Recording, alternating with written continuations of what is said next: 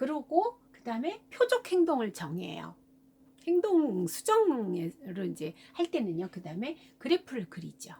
그래서 얼마나 표적 행동을 몇 번이나 하루에 했고, 네. 그리고 그 다음 날은 네, 어떻게 변화가 있었는지 이런 걸 그래프를 그리고요. 행동 수정 종류, 네, 로서 여러 가지 다양한 거를 갖다가 이제 적용을 하는 이런 단계를 가집니다. 그래서 치료 기제로는 네, 놀이를 통해 말로 표현하지 못했던 생각과 느낌을 표현할 수 있게 되면서 의사소통을 하게 되고, 그리고 그렇게 함으로 인해서 정서 조절로 아동들이 장난감이나 놀잇감을 통해서 자신의 불쾌했던 경험을 갖다가 다시 체험하고 성취감을 경험할 수 있는 기회를 가질 수 있고요. 그리고 그런 방법을 통해서 자기 통제력을 높일 수 있다. 예.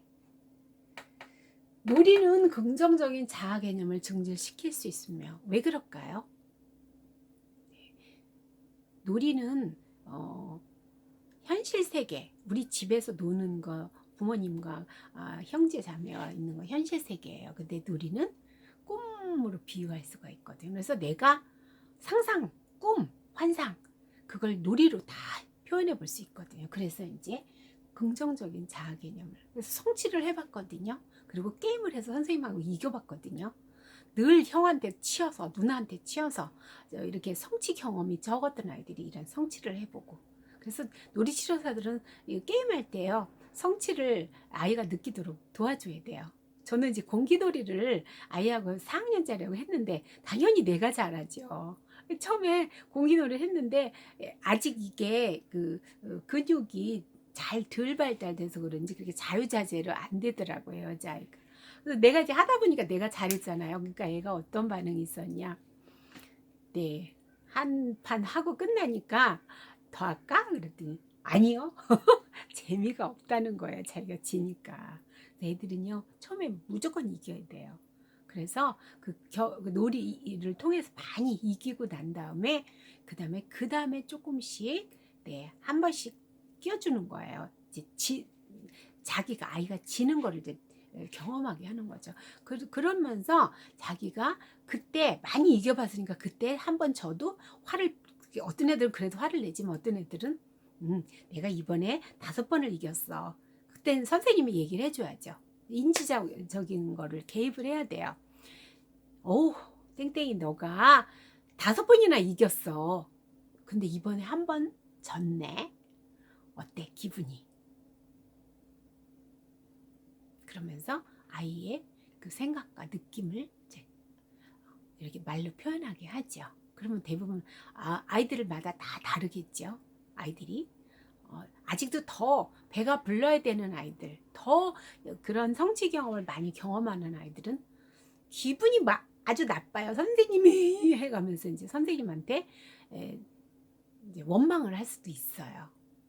그럴 때는 땡땡아 네가 선생님을 5번이나 이겼어. 근데 선생님은 5번 그때 질 때마다 선생님은 기분이 나빴지만 그래도 선생님은 너한테 표현 안 하고 계속 너하고 같이 놀아줬는데 어때? 다음 게임 다시 선생님하고 같이 해볼까? 이런 식으로 애를 갖다가 그래서 선생님도 게임에 지면 기분이 나쁘구나. 상대방이 내가 그런 경험을 통해서 기분이 나빠진 것까지, 왜냐면 지금 이 아동이 기분이 나빠졌잖아요. 근데 선생님도 나빴다고 얘기를 표현을 해요. 근데 그 다음에 네, 선생님이 화를 안 내고 같이 또 놀아줬단 말이에요. 그거를 경험하면서 아이가 새로운 대처 기술을 배워나가는 거죠. 그래서 친구들하고 어떻게 대처를 해야 될지. 딱지놀이를 해서 다 졌다고 깨판을 놓다든지 딱지를 준다고 했다가 졌는데 안 줬다든지 그러면 당연히 얘네들은 싸움이 일어나거든요. 그래서 그 아이하고 나 이제 너하고 안 놀아 이런 상황이 계속 반복됐을 때 아이는 이제 마음에 그런 이제 실망 친구들이 나를 싫어하는구나 이런 이제 실망을 많이 하고 나중에는 아예 그 무리 속에 안 들어가려고도 하고 따돌림을 당할 수도 있고 이런 이제 경험이 쌓이게 되면 이제 자기는 사랑받지 못하는 아이, 친구들이 나를 싫어하는 아이 이렇게 이제 자존감이 낮아지니까 네 그래요. 그리고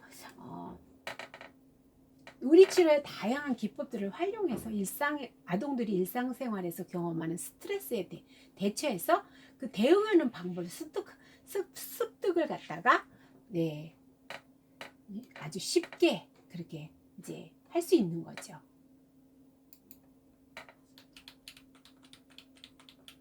네. 습득을 이제 하는데 그걸 갖다 쉽게 네. 선생님을 하고 통해서 그렇게 이제 네, 할 수가 있는 거죠.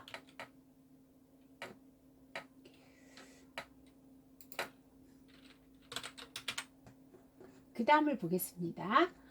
자아기능을 증진시키는 놀이 방식을 통해서 아동들은 자기 통제력을 기를 수 있고 인지적 문제 해결력을 증진시킬 수 있으며 역할놀이, 네, 서두에 제가 얘기했죠.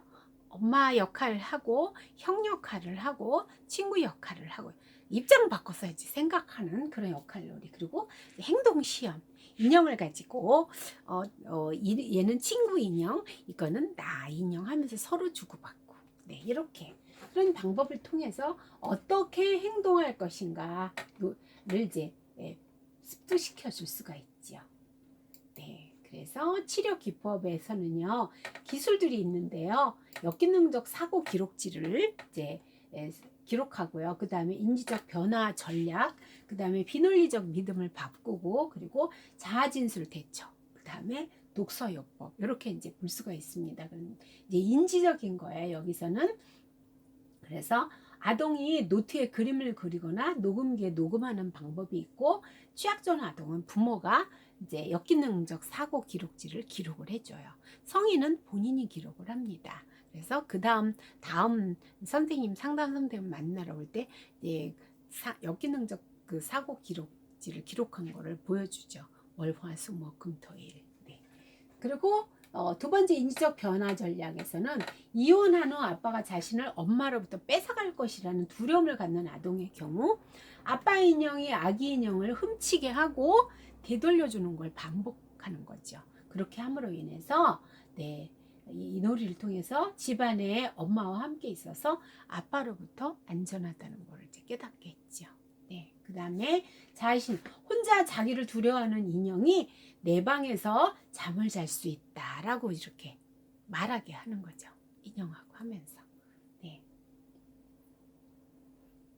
자, 그 인형을 가지고 이렇게 하면서 침대에다 눕혀주고 하면서 애가 말을 하게 하는 거죠. 나는 이제 내 방에서 혼자서 잠을 잘 수 있어. 그러면서 이제 인형이 말하는 것처럼 말하지만 사실은 본인이 그런 생각을 갖도록 유도를 하는 거죠. 그리고 독서요.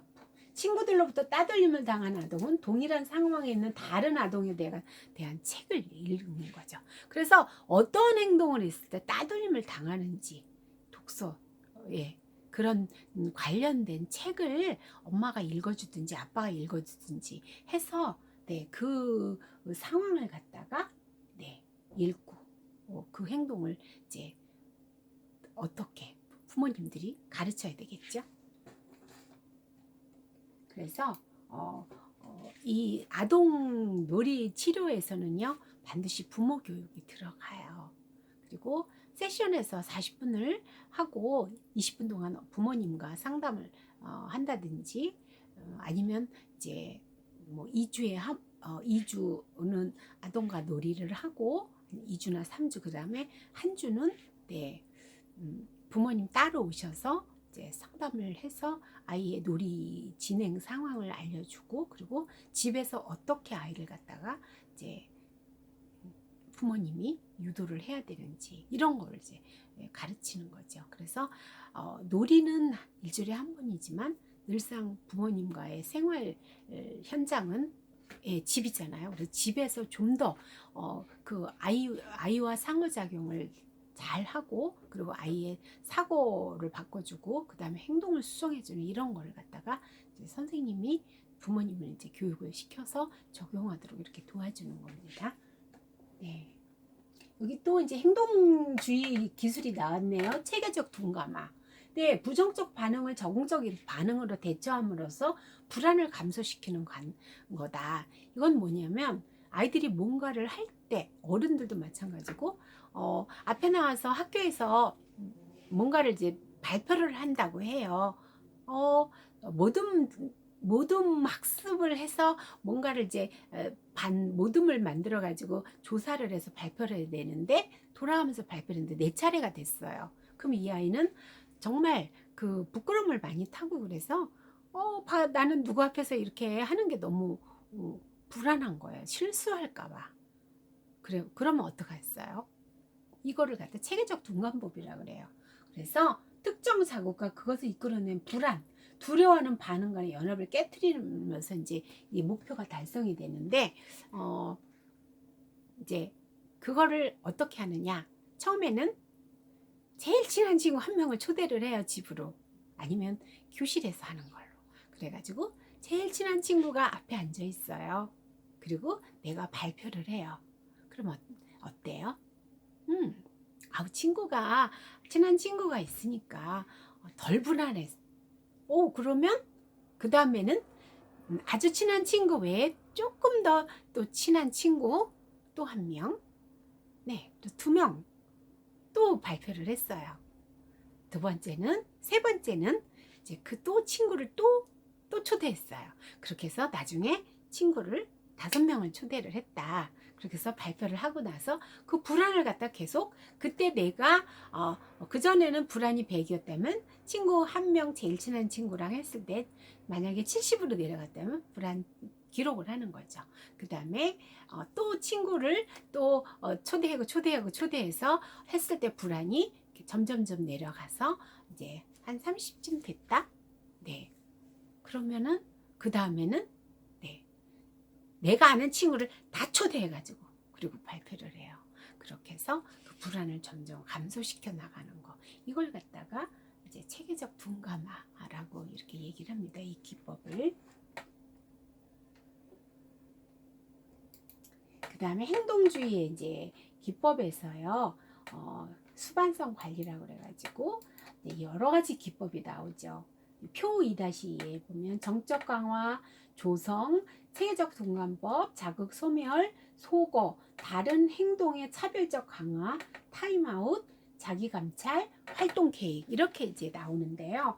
정적 강화를 보면은 말하기를 두려워하는 인형은 다른 인형에게 말을 하려고 할 때마다 스티커를 받는다.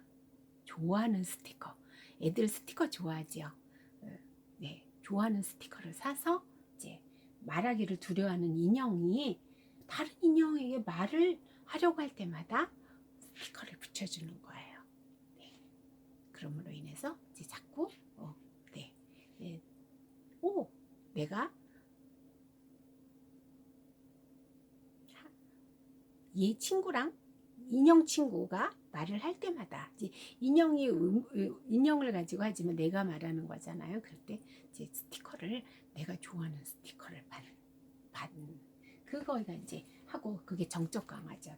그 다음에 조성과 정적 강화. 말하기를 두려워하는 인형은 점진적으로 발성 소리를 내고 말소리를 내고요. 그 다음에 단어까지 점점, 네, 조금 아까 얘기했죠. 체계적 둔감법처럼 그렇게, 그리고 말하기를 시작하게 돼요. 이게 조성됐어요.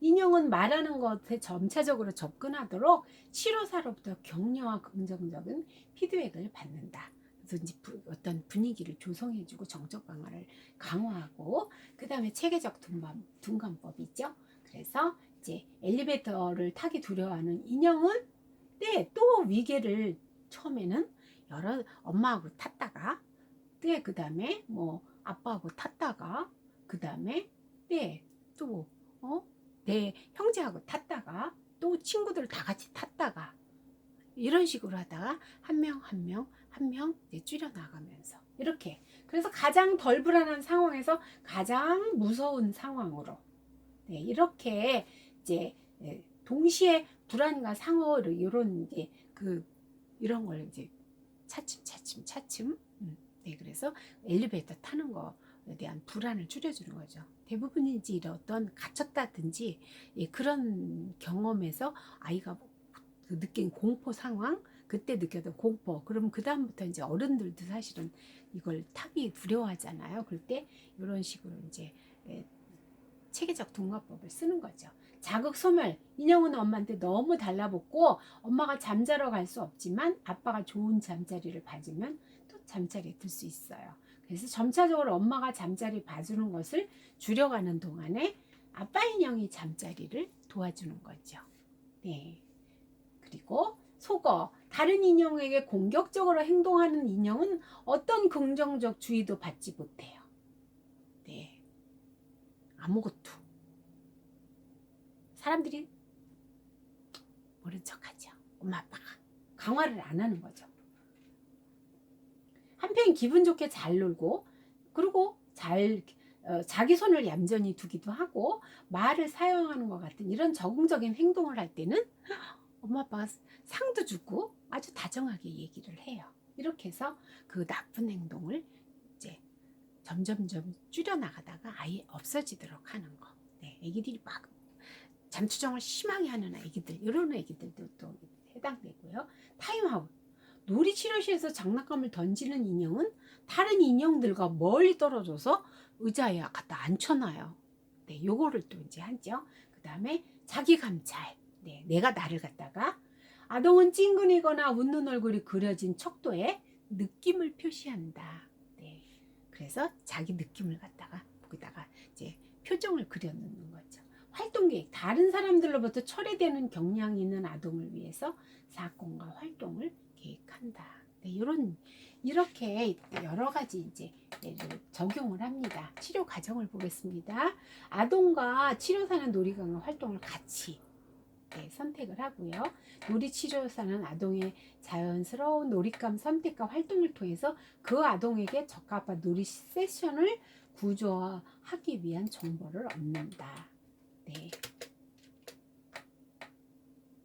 그래서 치료 단계는 인지행동 놀이치료가 준비되면 평가를 했죠.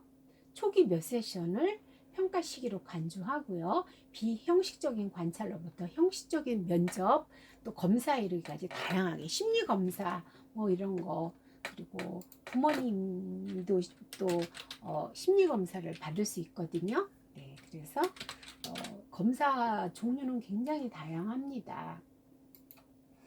아이들이 사회성 검사도 있고요. 중기의 치료사는 치료 계획을 개발하고 그리고 이때는 좀 더 아동의 자기 통제와 성취감, 특별 상황을 다루는 데 있어서 좀 더 적응적 반응을 배우기 위해서 이제 초점을 맞추고 가르치기 시작하죠. 아동과 점진적인 종결 활동을 통해서 아동이 얼마나 잘해왔는지 긍정적으로 강화하고 아동을 안심시킨다. 네, 이걸 그래프로 정말 그 하루에 뭐 몇 번인지 일주일 통해서 몇 번인지 이거를 이제 기록지도 부모님도 그래프를 해오고요. 그리고 그걸 통해서 이제 그걸 도표로 보면서 아이의 행동이 어떻게 지금 변화가 되고 있는지를 한눈으로 볼 수 있게끔 이렇게 합니다. 그리고 아이에게 안심을 시키죠. 내가 이렇게 좋아졌어. 네. 그래서 이제 여기 120페이지, 125페이지에 보면 그 한계점이 나와 있습니다. 그 한계점은 인형을 도구로 한 모델링이 이제 한계가 있지요. 그렇지만 아이들은 그렇게 바로는 집에서 일반화 시켜서 일상생활에 적용을 못 하잖아요. 그런데 자기가 하기 어려운 걸 갖다가 대리로 인형을 통해서 그거를 이제 하게 함으로 인해서 그러니까 자극을 덜 받는 거예요. 그리고 하기 어려운 걸 갖다가 대리 도구를 통해서 그걸 해보면 해서 괜찮구나 이거를 경험을 하게 되죠. 그래서 이제 했는데 그것이 한계가 효과가 과연 이제 몇 프로가 있는지에 대한 거는 이제 한계점으로 지적이 되고 있는 거죠.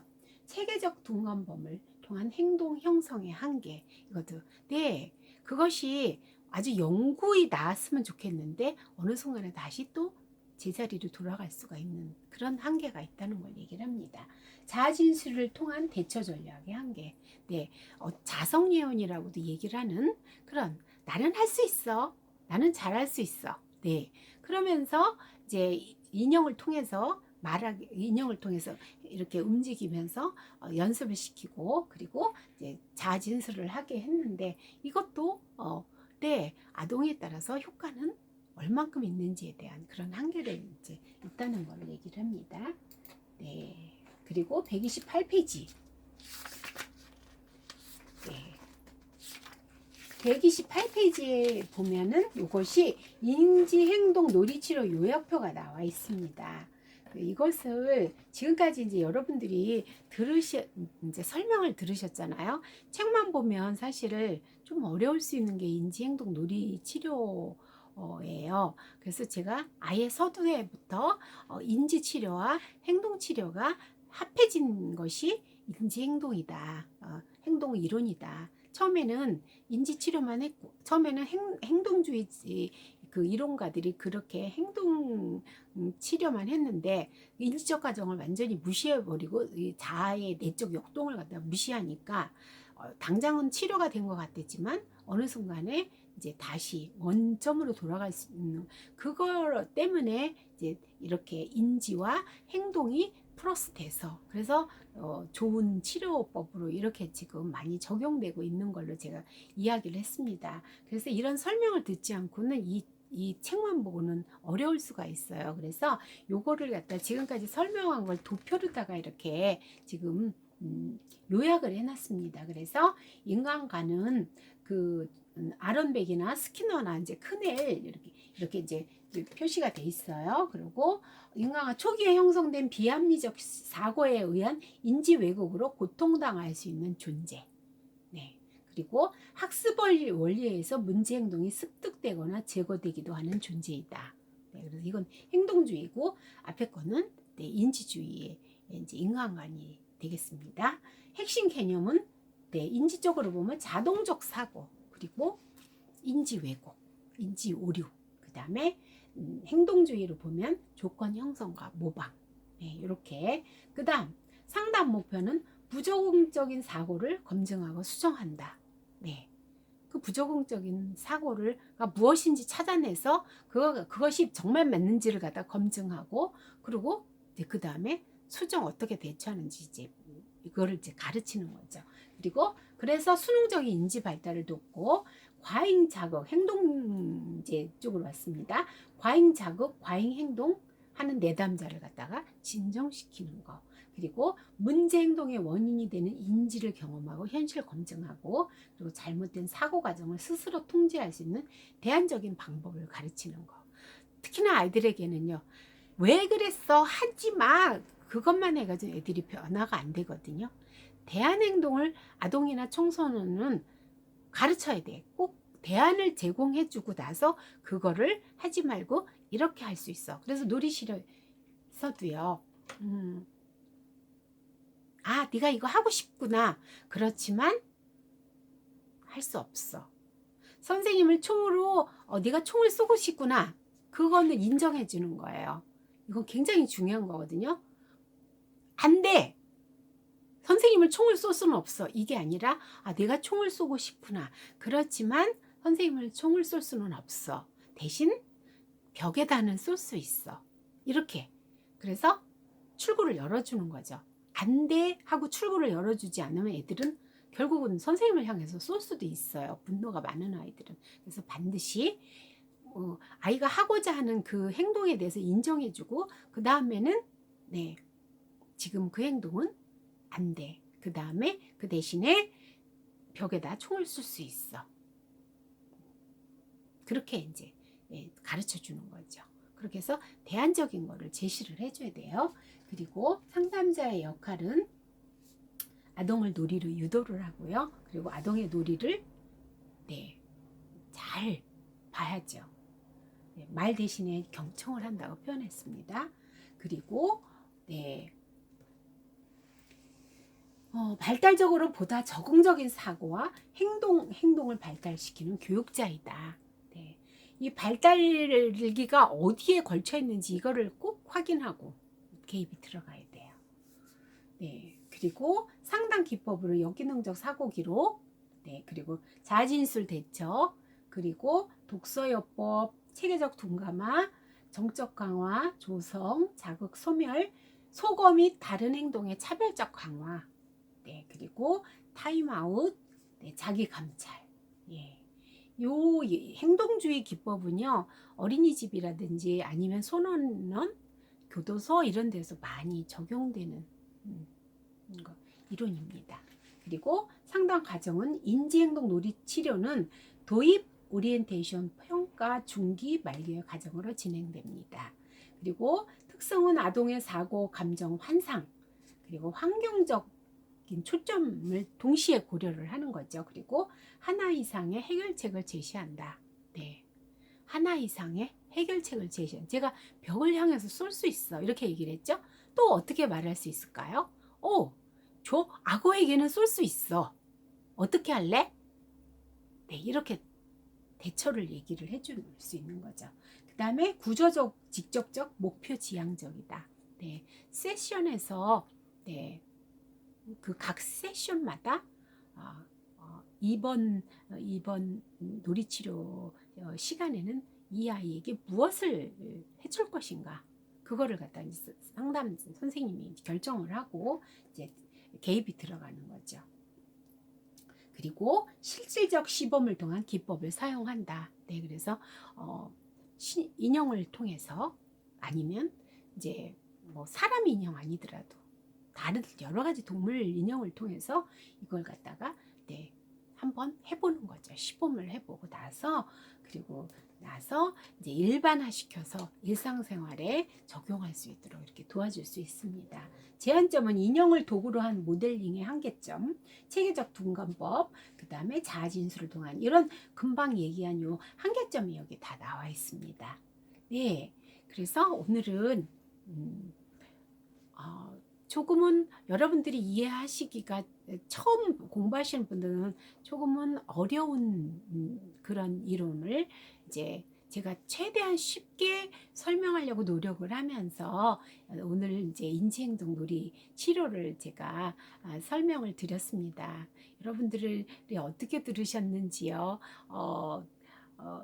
그 댓글로 달아주셔서 제가 보완할 거 또 좀 더 자세히 설명할 것 그리고 네, 여러분들이 또 요청하는 거 이런 거를 갖다가 제가 그거를 또 이렇게 노력을 하겠으니까 여러분들 만날 때까지 건강하시고요. 또 다음은 아들러의 네, 놀이치료를 이제 예, 개인 심리학 놀이치료 아들러의 이거를 이제 5강을 들어가겠습니다. 여러분들 또 뵐 때까지 건강하세요. 감사합니다.